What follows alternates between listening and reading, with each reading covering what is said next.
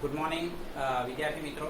તો આપણે છેલ્લા લેક્ચરની અંદર સમૂહ 17 ના રાસાયણિક ગુણધર્મો વિશે સમજેલા હતા અને એ રાસાયણિક ગુણધર્મોની અંદર આપણે ખાસ કરીને ઓક્સિડેશન અવસ્થા વિશે સમજેલા હતા. તો એ ઓક્સિડેશન અવસ્થા બરાબર છે, એ ઓક્સિડેશન અવસ્થા જે છે એ ઓક્સિડેશન અવસ્થા કઈ ઓલરેડી એ મુદ્દો આપણે સમજાવી ચૂકેલા છે. તો કે ભાઈ એમાં ફ્લોરિન જે પરમાણુ છે એ -1 ઓક્સિડેશન અવસ્થા ધરાવે, ક્લોરીન, બ્રોમિન અને આયોડિન તો એ -1 ઉપરાંત +1 +3 +5 અને +7 જેવી ઓક્સિડેશન અવસ્થા ધરાવતું જોવા મળે છે. આપણે એવું ધ્યાનમાં રાખી શકાય. તો હવે સમજો કે ક્લોરીન, બ્રોમિન અને આયોડિન આ +1 +3 +5 અને +7 જેવી ઓક્સિડેશન અવસ્થા ધરાવે તો એ કયા સંયોજનની અંદર, અને એ 3 પ્રકારના સંયોજનો, આંતર હેલોજન સંયોજનો, ત્યાર પછી ઓક્સાઇડ સંયોજનો બરાબર છે, અને ત્યારબાદ છે ખાસ કરીને ઓક્સો એસિડ સંયોજન. ઓક્સો એસિડ સંયોજન આ 3 પ્રકારના જે સંયોજનો છે કે જેની અંદર ક્લોરીન, બ્રોમિન અને આયોડિન બરાબર છે એ ખાસ કરીને +1 +3 +5 અને +7 જેવી ઓક્સિડેશન અવસ્થા ધરાવતા જોવા મળે. આપણે એવું લાસ્ટ ટાઈમ સમજેલા હતા. અને એની અંદર બી ખાસ કરીને આંતર હેલોજન સંયોજન કે જેનું સામાન્ય સૂત્ર X(N) ઓક્સાઇડ સંયોજનમાં દાખલા તરીકે ClO2, ઓક્સો એસિડ સંયોજન તો આપણે સમજેલા છે, HClO છે, HClO2 છે, HClO3 છે, HClO4 છે. આ ટાઈપના ઓક્સો એસિડ સંયોજન, ઓક્સાઇડ સંયોજન અને આંતર હેલોજન સંયોજનની અંદર હેલોજન પરમાણુની જે ઓક્સિડેશન સ્ટેટ છે એ +1 +3 +5 +7 જેવી ઓક્સિડેશન સ્ટેટ જોવા મળે છે. આપણે એવું સમજેલા છે. આ સિવાય હેલોજન જે તત્વો છે એ હેલોજન તત્વો ખરેખર રાસાયણિક રીતે ખૂબ પ્રતિક્રિયાત્મક છે એવું પણ આપણે સમજેલા છે છેલ્લા લેક્ચરની અંદર. એટલે સમૂહમાં ઉપરથી નીચેની તરફ આપણે જોવા જઈએ તો એ પ્રતિક્રિયાત્મકતાનો ગુણ ઘટતો જતો જોવા મળે. એટલે પ્રતિક્રિયાત્મકતાનો ક્રમ ધારો કે આપણે લખવો છે તો એ પ્રતિક્રિયાત્મકતાનો ક્રમ F- Cl- Br- I- આપણે આ રીતે લખી શકીએ છે. આપણે એવું ધ્યાનમાં રાખીશું બરાબર છે. તો અહીં સુધી આપણે સમજાવેલું હતું. તો ત્યાર પછીનો જે મુદ્દો છે એ કન્ટિન્યુઅસ જ છે અને એ કન્ટિન્યુના મુદ્દાની અંદર આપણે આજે એક સબ્જેક્ટિવના લેવલ માટેનો જે પ્રશ્ન છે એ સબ્જેક્ટિવના લેવલ માટેના પ્રશ્નને સમજવાનો પ્રયત્ન કરીએ. અને એ જે પ્રશ્ન છે એ છે હેલોજન સંયોજન. હેલોજન સંયોજન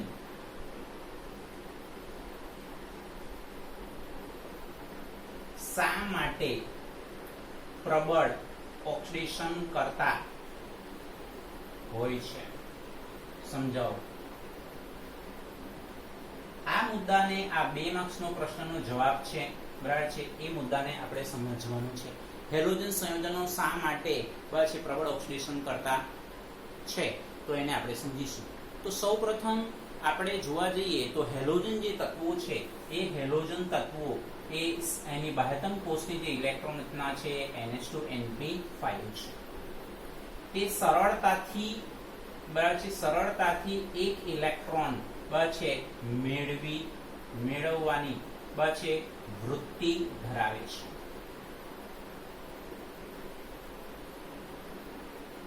મેળવવાની વૃત્તિ ધરાવે છે. આથી હેલોજન તત્વો છે પ્રબળ ઓક્સિડેશન કરતા તરીકે વર્તે છે. પ્રબળ ઓક્સિડેશન કરતા તરીકે વર્તે છે. આપણે એવું ધ્યાનમાં રાખીશું.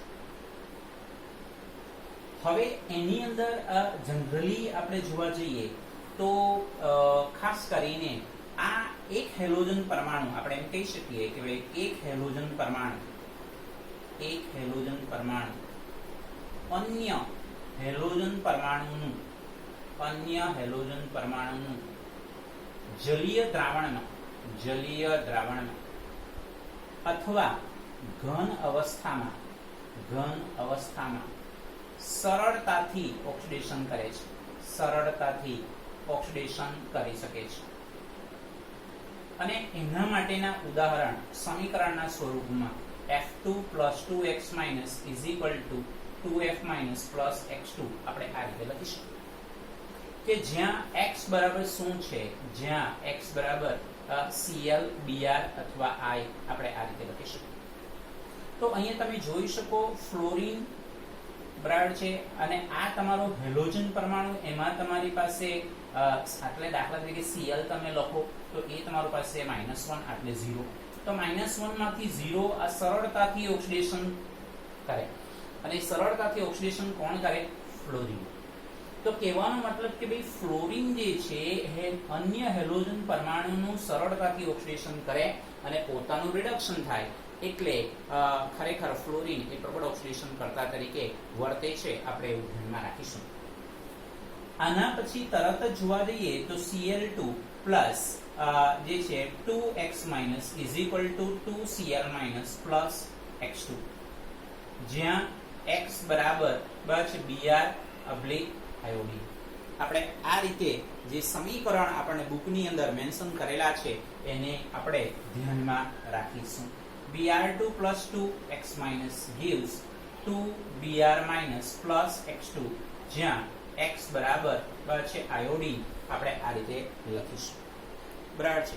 તો અહીં આપણે એ સ્પષ્ટ કરી શકીએ કે ફ્લોરિન એ એના કરતા વધુ પરમાણુ ક્રમાંક ધરાવતા તત્વોનું સરળતાથી ઓક્સિડેશન કરે. ક્લોરિન એ એના કરતા વધુ પરમાણુ ક્રમાંક ધરાવતું બ્રોમિન અને આયોડિનનું સરળતાથી ઓક્સિડેશન કરી શકે, જ્યારે બ્રોમિન એ ખરેખર એ આયોડિનનું સરળતાથી ઓક્સિડેશન કરતું જોવા મળે. આપણે એવું ધ્યાનમાં રાખી શકાય. તો આ પ્રશ્નનો જવાબ આપવા માટે પહેલા શરૂઆતમાં આપણે આટલી વાક્યરચના લખવી પડે, આ વાક્યરચના લખવી પડે અને ત્યાર પછી આ ત્રણમાંથી ગમે તે કોઈ એક સમીકરણ આપણે મેન્શન કરવું પડે. આપણે એવું ધ્યાનમાં રાખીશું. આ મેન્શન કરી દીધા બાદ પછી આપણે શું કરીશું કે આ જે સમૂહ 17 છે એ સમૂહ 17 ની અંદર ઉપરથી નીચેની તરફ જતા ઓક્સિડેશન કરતા તરીકેની જે વૃત્તિ છે એ ઓક્સિડેશન કરતા તરીકેની વૃત્તિમાં ઘટાડો થતો જોવા મળે. એટલે ઓક્સિડેશન કરતા ની પ્રબળતાનો ક્રમ, અને એ પ્રબળતાનો ક્રમ જનરલી આપણે આ રીતે લખી શકીએ: F2 > Cl2 > Br2 > iodine. આ રીતે આપણે લખી શકીએ. તો સમૂહમાં ઉપરથી નીચેની તરફ જઈએ તો આ ઓક્સિડેશન કરતાની પ્રબળતાનો ક્રમ શા માટે ઘટે છે? તો એના ઘટવા માટેના કેટલાક પ્રાચલો છે અને એ પ્રાચલો કયા છે? તો એ પ્રાચલો માટે આપણે એવું લખી શકીએ 1/2 x2 અને આટલે લખીશું બંધ વિયોજન એન્થાલ્પી. બંધ વિયોજન એન્થાલ્પી એટલે ગેસિયસ ફોર્મ લખીશું એટલે x. ત્યાર પછી ઇલેક્ટ્રોન પ્રાપ્તિ એન્થાલ્પી, ઇલેક્ટ્રોન પ્રાપ્તિ એન્થાલ્પી અને આટલે લખીશું x માઈનસ, અને અહીંયા આપણે લખીશું જલીયકરણ એન્થાલ્પી, જલીયકરણ એન્થાલ્પી. તો અહીંયા આપણે લખીશું x માઈનસ aqueous. એટલે કે કહેવાનો મતલબ એટલો છે કે સમૂહ 17 માં ઉપરથી નીચેની તરફ જતા તો ઓક્સિડેશન કરતા તરીકેની પ્રબળતા શા માટે ઘટે છે? તો ઓક્સિડેશન કરતા તરીકેની પ્રબળતા ઘટવા માટેના કારણો, તો એ ઘટવા માટેના કારણો કયા છે? તો એક છે બંધ વિયોજન એન્થાલ્પી, એટલે કે F સિંગલ બોન્ડ F ની બંધ વિયોજન એન્થાલ્પી એ Cl સિંગલ બોન્ડ Cl કરતા નીચી જોવા મળે છે. એ જ પ્રમાણે જોવા જઈએ તો ફ્લોરિનની ઇલેક્ટ્રોન પ્રાપ્તિ એન્થાલ્પી એ ક્લોરિનની ઇલેક્ટ્રોન પ્રાપ્તિ એન્થાલ્પી કરતા ઓછી છે, અને F માઈનસની જલીયકરણ એન્થાલ્પી એ Cl માઈનસની જલીય એન્થાલ્પી કરતા જલીયકરણ એન્થાલ્પી કરતા વધારે છે. તો આ ત્રણ પ્રાચલોને ધ્યાનમાં લઈને આપણે એવું સ્પષ્ટપણે કહી શકીએ કે સમૂહમાં ઉપરથી નીચેની તરફ જતા ઓક્સિડેશન કરતા તરીકેની જે પ્રબળતા છે એ ઓક્સિડેશન કરતા તરીકેની પ્રબળતામાં છે ખાસ કરીને ઘટાડો થતો જોવા મળે. આપણે એવું ધ્યાનમાં રાખીશું. તો વિદ્યાર્થી મિત્રો, આ જે આપણો પ્રશ્ન છે, હેલોજન સંયોજનો શા માટે પ્રબળ ઓક્સિડેશન કરતા તરીકે વર્તે છે, તો એની અંદર આપણે કેટલો આન્સર લખીશું? તો આપણે આ જે વાક્ય રચના લખી છે તે આ 3 સમીકરણમાંથી કોઈ એક સમીકરણ, પછી ઓક્સિડેશન કરતા તરીકેની પ્રબળતાનો ક્રમ, અને ત્યાર પછી આ એક સમીકરણ આપણે લખીશું. તો એના 2 માર્ક્સ હશે. બરાબર છે. હવે આપણી પાસે ટેક્સ્ટબુકની અંદર કે જ્યાં પેજ નંબર 202 ઉપર લખાણ સંબંધિત પ્રશ્ન છે, અને એ લખાણ સંબંધિત પ્રશ્ન, આ પ્રશ્ન કયો છે? એ ટેક્સ્ટબુકનો સ્વાધ્યાયનો 7.23 નો પ્રશ્ન છે. ટેક્સ્ટબુકનો સ્વાધ્યાયનો 7.23 નો પ્રશ્ન છે. પછી હવે જે આપણે ડિસ્કશન કરીએ છીએ એ આપણી પાસે ટેક્સ્ટબુકની અંદર પેજ નંબર 202 ઉપર લખાણ સંબંધિત પ્રશ્ન છે, અને એ લખાણ સંબંધિત પ્રશ્ન છે 7.26. એમાં પ્રશ્ન કયો છે? બંધ વિયોજન એન્થાલ્પી, ઇલેક્ટ્રોન પ્રાપ્તિ એન્થાલ્પી અને જલીયકરણ એન્થાલ્પી જેવા પ્રાચલોને ધ્યાનમાં લઈ F2 અને Cl2 ની ઓક્સિડેશન કરતાની શક્તિની સરખામણી કરો. આ રીતના સવાલ છે. તો એનો જવાબ આપણે કઈ રીતે લખીશું? તો એના માટેનું આ એક્ઝામ્પલ છે જે આપણે વાત કરી. F સિંગલ બોન્ડ F ની બંધ વિયોજન enthalpy Cl single bond Cl ની બંધ વિયોજન એન્થાલ્પી કરતા નીચે, F માઇનસ ની ઇલેક્ટ્રોન પ્રાપ્તિ એન્થાલ્પી Cl માઇનસ ની ઇલેક્ટ્રોન પ્રાપ્તિ એન્થાલ્પી કરતા ઓછી, જ્યારે F માઇનસ ની જલીયકરણ એન્થાલ્પી એ Cl માઇનસ ની જલીયકરણ એન્થાલ્પી કરતા વધુ હોય છે. તો આ લખાણ સંબંધિત પ્રશ્નના જવાબમાં આપણે આ રીતે લખીશું અને ધ્યાનમાં રાખીશું. તો આ 2 માર્કનો પ્રશ્નનો જવાબ થયો, અને હેલોજન સંયોજનો શા માટે પ્રબળ ઓક્સિડેશન કરતા તરીકે વર્તે છે એ પણ 2 માર્કના પ્રશ્નનો જવાબ થઈ ગયો, જે તમારે નોટમાં લખવાનો થશે. બરાબર. પછી આપણે કોયડો 7.16 જે ઓલરેડી આપણે લાસ્ટ લેક્ચરમાં સમજાવેલું હતું, ફરી પાછું આપણે એકવાર સમજી લઈએ કે ફ્લોરિન શા માટે માત્ર -1 ઓક્સિડેશન અવસ્થા ધરાવે છે, જ્યારે અન્ય હેલોજન તત્વો +1, +3, +5 અને +7 ઓક્સિડેશન અવસ્થા ધરાવે છે. તો એકદમ સિમ્પલ રીઝન છે કે ફ્લોરિન પરમાણુનું કદ નાનું છે, એની વિદ્યુત ઋણતા વધારે છે. ફ્લોરિન પરમાણુ પાસે ડી કક્ષક પ્રાપ્ય નથી, જ્યારે અન્ય તત્વોનું કદ મોટું છે, વિદ્યુત ઋણતા ઓછી છે, અને ડી કક્ષકો પ્રાપ્ય છે. અને ડી કક્ષકો પ્રાપ્ય હોવાને કારણે બસ એનું વિસ્તરણ થતું જોવા મળે, એટલે સ્વાભાવિક ફ્લોરિન સિવાયના જે અન્ય તત્વો છે, ક્લોરીન, બ્રોમિન અને આયોડિન, એ +1, +3, +5 અને +7 જેવી ઓક્સિડેશન અવસ્થા ધરાવતા જોવા મળે. આપણે એવું ધ્યાનમાં રાખીએ છીએ. તો વિદ્યાર્થી મિત્રો, આ આપણા એકચ્યુઅલી ખરેખર 3 પ્રશ્નના જવાબ થઈ ગયા. એક આપણે ડિસ્કશન કર્યું સ્વાધ્યાયનો 7.23 નો પ્રશ્ન, હેલોજન સંયોજનો શા માટે પ્રબળ ઓક્સિડેશન કરતા હોય છે, એનો જવાબમાં આપણે કેટલું લખવું એ આપણે સ્પષ્ટ કરી દીધું. પછી લખાણ સંબંધિત પ્રશ્ન નંબર 7.26 એનો જવાબ, અને ત્યાર પછી કોયડો 7.16 છે એનો જવાબ આપણે મેન્શન કરી દીધેલો જોવા મળે. આપણે એવું ધ્યાનમાં રાખીશું. ત્યાર પછી વિદ્યાર્થી મિત્રો, આ જે હેલોજન પરમાણુઓ જે છે એ હેલોજન પરમાણુ ખરેખર પ્રબળ ઓક્સિડેશન કરતા તરીકે વર્તે છે, એ ખરેખર પાણી વડે પણ આપણે એક્સપ્લેન કરી શકીએ. એટલે હવે નવો એક પ્રશ્ન જે આપણી પાસે 2 માર્ક્સનો પ્રશ્ન થશે, 2 માર્ક્સનો પ્રશ્ન થશે, અને એ છે હેલોજન તત્વો પાણીના સંદર્ભમાં પ્રબળ ઓક્સિડેશન કરતા તરીકે વર્તે છે. પ્રબળ ઓક્સિડેશન કરતા તરીકે વર્તે છે, સમજાવો. આ ટાઈપનો સવાલ. પ્રબળ ઓક્સિડેશન કરતા તરીકે વર્તે છે, આ પ્રમાણેનો સવાલ. રાઈટ.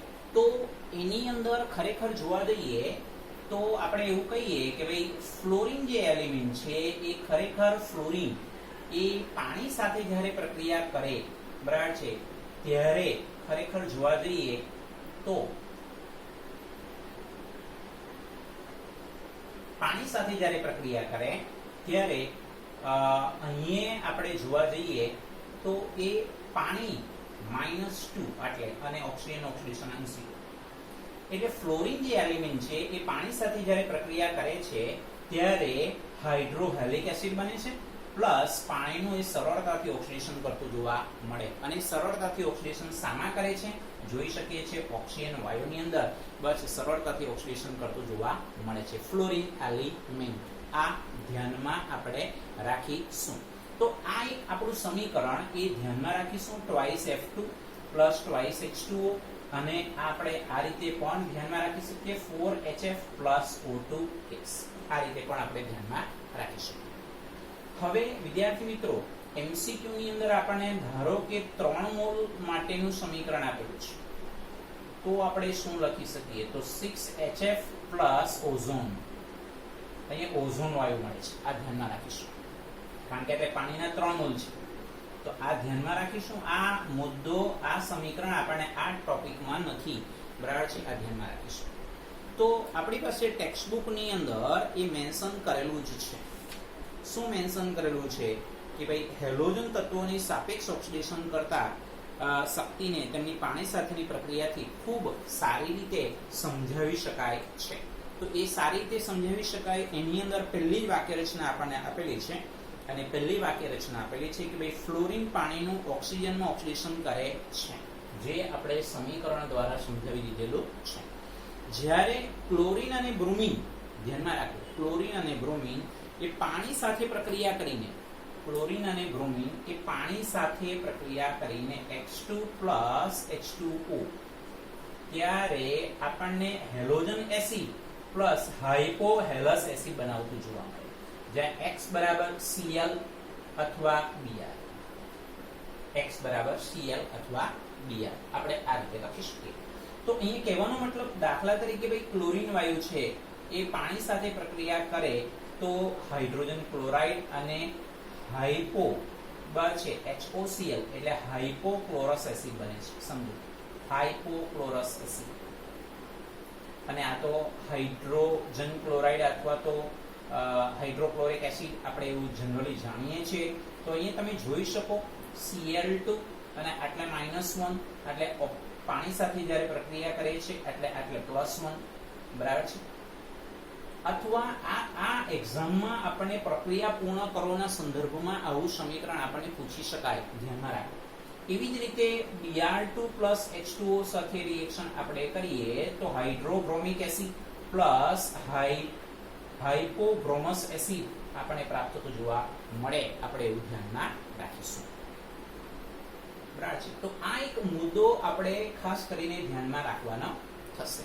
જ્યારે આ ઉપરનું જે સમીકરણ છે, સમજો આ જે સમીકરણ છે એ સમીકરણની કમ્પેરિઝન હવે ધ્યાનમાં રાખો, એની સાથેનું કમ્પેરિઝન આપણે આયોડીન સાથે કરીશું. એટલે કે આયોડીન સાથે કેવી રીતે કરીશું? આખું સમીકરણને આપણે અહીંયા ઉલટાવીને લખીશું. એટલે આપણે અહીંયા લખીશું 4H plus 4I minus plus 4H plus 4I minus plus આપણે બીજું અહીંયા લખીશું O2. કહેવાનો મતલબ આ સમીકરણ આપણને શું સમજાવે? આ સમીકરણ આપણને એવું સમજાવે કે આયોડીનની પાણી સાથેની જે પ્રક્રિયા છે એ આપમેળે થતી નથી, એટલે કે બિન સ્વયંસ્ફુરિત છે. કહેવાનો મતલબ એટલો કે અહીં I માઇનસ નું ઓક્સિડેશન આયોડીનમાં થાય છે. I માઇનસ નું ઓક્સિડેશન આયોડીનમાં થતું જોવા મળે. આપણે એવું ધ્યાનમાં રાખીશું. એટલે આપણને બુકની અંદર જે વાક્ય રચના આપેલી છે શું છે? આયોડીનની પાણી સાથેની પ્રક્રિયા બિન અસ્વયંસ્ફુરિત હોય છે. અસ્વયંસ્ફુરિત એટલે આપમેળે થતી નથી. એટલે કે આયોડીનનું ઓક્સિડેશન પાણી વડે થતું નથી, એનો કહેવાનો મતલબ એવું થશે. આયોડીનનું પાણી વડે ઓક્સિડેશન થતું, આયોડીન એ પાણીનું ઓક્સિડેશન કરતો નથી. કહેવાનો મતલબ એટલો કે એસિડિક માધ્યમની અંદર I માઇનસ નું આયોડીનમાં ઓક્સિડેશન થતું જોવા મળે. આપણે એવું ધ્યાનમાં રાખીશું. તો આ જે કમ્પ્લીટ સમીકરણ છે એ સમીકરણની સ્પષ્ટતા પ્લસ લખાણ જે આપણે ટેક્સ્ટ બુકમાં આપેલું છે, એટલે કયું લખાણ? સમજો કયું લખાણ? તો આ લખાણ થશે. આપણે ફ્લોરિન પાણીનું ઓક્સિજનમાં ઓક્સિડેશન કરે છે, જ્યારે ક્લોરીન અને બ્રોમિન પાણી સાથેની પ્રક્રિયા કરીને અનુવર્તી હાઇડ્રોહેલિક અને હાઇપોહેલસ એસિડ સંયોજન બનાવે છે. આ એક વાક્ય રચના. બીજી વાક્ય રચના સોરી. ત્રીજી, આયોડિનની પાણી સાથેની પ્રક્રિયા અસ્વયંસ્ફુરિત હોય છે. અને ચોથી વાક્ય રચના, એસિડિક માધ્યમમાં I- નું ઓક્સિજન વડે ઓક્સિડેશન થતું જોવા મળે છે.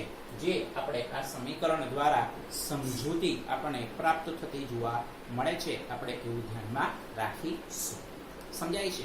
એટલે આપણી પાસે ટોટલ કેટલા પ્રશ્નોનો જવાબ થયા સમજો. ટોટલ કેટલા પ્રશ્નોના જવાબ થયા? તો આ એક સવાલ, હેલોજન તત્વો પાણીના સંદર્ભમાં પ્રબળ ઓક્સિડેશન કરતા તરીકે વર્તે છે, સમજાવો. આ એક આખો પ્રશ્નનો જવાબ જે 2 માર્ક્સની અંદર આપણને પૂછી શકાય, અથવા આપણને MCQ માં બી પૂછી શકાય. જેમ કે આ સમીકરણ આપેલી પ્રક્રિયા પૂર્ણ કરો, આ રીતે આપણને પૂછે. Cl2 H2O તો HCl HOCl બરાબર, Br2 H2O તો HBr HOBr, અને આ હાઇપોક્રોમસ એસિડ કહીશું. બરાબર. તો આ બંને સમીકરણ અગત્યના થશે, કારણ કે 2 મોલ અને 3 મોલ F2, તો 3 મોલ F2 હોય છે ત્યારે ઓઝોન મળે છે, 2 મોલ F2 ની પાણી સાથેની પ્રક્રિયા કરીશું ત્યારે ઓક્સિજન વાયુ મળતું જોવા મળે. આપણે એવું ધ્યાનમાં રાખીશું. તો વિદ્યાર્થી મિત્રો, આપણી પાસે આજના લેક્ચરમાં તમારે કેટલા પ્રશ્નોના જવાબ તૈયાર કરવાના થાય? તો હેલોજન સંયોજન એક પ્રબળ ઓક્સિડેશન કરતા તરીકે વર્તે છે, એક તૈયાર કરવાનું થાય. પછી આપણે વાત કરી તે પ્રમાણે કોયડો 7.16, ત્યાર પછી લખાણ સંબંધિત પ્રશ્ન 7.26. બરાબર છે? એટલે ટોટલ 3 થયા. અને ચોથો પ્રશ્નનો જવાબ બરાબર છે, આપણે જે વાત કરી છે કે હેલોજન તત્વો પાણીના સંદર્ભમાં પ્રબળ ઓક્સિડેશન કરતા તરીકે વર્તે છે, એ મુદ્દાને આપણે સમજવાનું થશે. રાઈટ? તો આટલા પ્રશ્નોના જવાબ આપણે નોટની અંદર લખી અને તૈયાર કરવાના થશે. હવે પછીનો જે મુદ્દો છે, જે ફ્લોરિન પરમાણુની અનિયમિત વર્તણૂક છે, એનો મતલબ એ પણ સબ્જેક્ટિવના લેવલમાં 2 અથવા 3 માર્ક્સના પ્રશ્નોના જવાબની અંદર પૂછી શકાય. તો 2 માર્ક્સમાં પૂછાય તો 4 મુદ્દાઓ લખવાના થાય, 3 માર્ક્સનો પ્રશ્ન પૂછાય તો આપણે 6 મુદ્દાઓ લખવાના થશે. તો એ મુદ્દાઓ આપણી પાસે લગભગ 6 જેટલા મુદ્દાઓ આપણને મળે. તો એ મુદ્દાઓ આપણે નેક્સ્ટ લેક્ચરની અંદર ડિસ્કશન કરીશું. જો કે ફ્લોરિન પરમાણુ જે છે, એ ફ્લોરિન પરમાણુ માટેની વાત કરીએ તો ખાસ કરીને આપણે બુકની અંદર જે મેન્શન કર્યું છે તે પ્રમાણે કે આયનીકરણ એન્થાલ્પી, ફ્લોરિનની અનિયમિત વર્તણૂક સમજાવવાનો મતલબ ફ્લોરિન હેલોજન સમૂહમાં પોતાના અન્ય તત્વોથી કઈ રીતે અલગ પડે. બસ એ મુદ્દાને મારે સમજાવવું હોય તો આપણે એના મુદ્દાઓને ધ્યાનમાં રાખવું પડે કે ભાઈ ફ્લોરિનની આયનીકરણ એન્થાલ્પી, વિદ્યુત ધ્રુવ પોટેન્શિયલ અને વિદ્યુત ઋણતાના જે મૂલ્યો છે એ ખરેખર અન્ય તત્વોની સરખામણીમાં ઊંચા આપણને પ્રાપ્ત થતા જોવા મળે. વિદ્યુત ધ્રુવ પોટેન્શિયલ એટલે રિડક્શન પોટેન્શિયલના મૂલ્યો જે આપણને કોષ્ટકમાં આપેલું છે, એટલે કે એ કોષ્ટક કયું? તો એ કોષ્ટક છે 7.8. તો એ મુદ્દાઓ આપણને બુકની અંદર મેન્શન કરી દીધેલું જોવા મળે. આપણે એવું ધ્યાનમાં રાખીશું. અને બીજો મુદ્દો બી આપણને આપેલો છે કે જેની અંદર, એટલે પહેલો મુદ્દો કયો થાય? આપણે ઘણા બધા મુદ્દાઓ છે પણ નેક્સ્ટ લેક્ચરમાં ડિસ્કશન કરીશું, પણ હમણાં 2 મુદ્દાઓ ડિસ્કશન કરી લઈએ. ફ્લોરિનની અનિયમિત વર્તણૂક, કે ભાઈ ફ્લોરિન ની આયનીકરણ એન્થાલ્પી, વિદ્યુત ઋણતા અને વિદ્યુત ધ્રુવ પોટેન્શિયલના મૂલ્યો અન્ય તત્વોની સરખામણીમાં ઊંચા છે. બીજો મુદ્દો કયો? તો બીજો મુદ્દો ફ્લોરિનની આયનીય અને સહસંયોજક ત્રિજ્યા, ગલનબિંદુ અને ઉત્કલન બિંદુ, ઇલેક્ટ્રોન પ્રાપ્તિ એન્થાલ્પી, ઇલેક્ટ્રોન પ્રાપ્તિ એન્થાલ્પી અને બંધ વિયોજન એન્થાલ્પી ના જે મૂલ્યો છે અન્ય તત્વોની સરખામણીમાં નીચા આપણને મળે છે. આપણે એવું ધ્યાનમાં રાખીશું. રાઈટ? તો આ બંને મુદ્દાઓનું જે ડિસ્કશન કરેલું છે એનું કારણ શું? તો એનું કારણ એક જ છે કે ફ્લોરિન પરમાણુનું કદ નાનું છે, વિદ્યુત ઋણતા વધારે છે, ડી કક્ષકોની અપ્રાપ્યતા છે અને બંધ વિયોજન એન્થાલ્પીનું મૂલ્ય નીચું આપણને પ્રાપ્ત થતું જોવા મળે. આપણે એવું ધ્યાનમાં રાખીશું. તો આ 2 મુદ્દાઓ આજના લેક્ચરમાં આપણે ડિસ્કશન કરેલા છે. અન્ય મુદ્દાઓ જે છે એ આપણે નેક્સ્ટ લેક્ચરની અંદર હવે પછી આપણે ડિસ્કશન કરીશું. બરાબર છે? તો આ પ્રમાણે આપણે નેક્સ્ટ લેક્ચરમાં આપણે આની ડિટેલમાં ચર્ચા કરવાના છે, જે બીજા મુદ્દાઓ આપણે સમજવાના છે. Thank you very much.